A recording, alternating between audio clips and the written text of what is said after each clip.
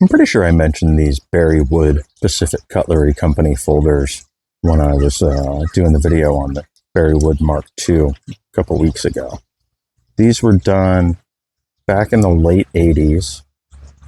It was a collaboration between Berry Wood and Pacific Cutlery Company, which is the company that would eventually become Benchmade Knives.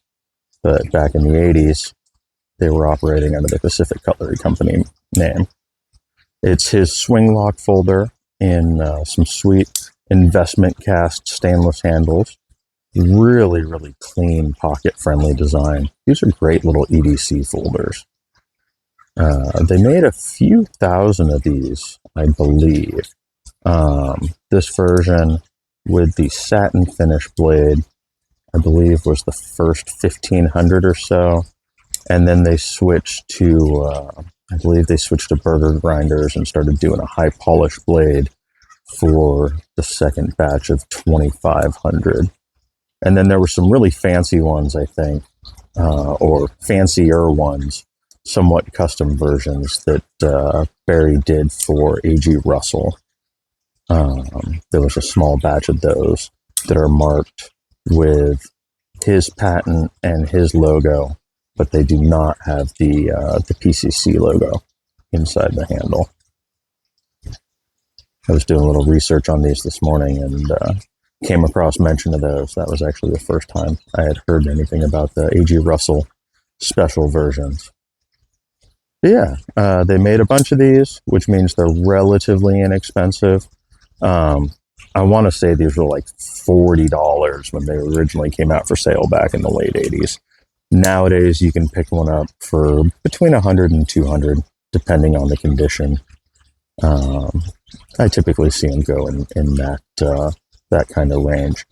These are a production version of Berry's Model 10, I think, or Mark 10, which had the stainless handles with the faux holes for grip. I think his Model A had just plain stainless handles with a very similar profile. Really, really fun design. Really fun to fidget with once you get the hang of it.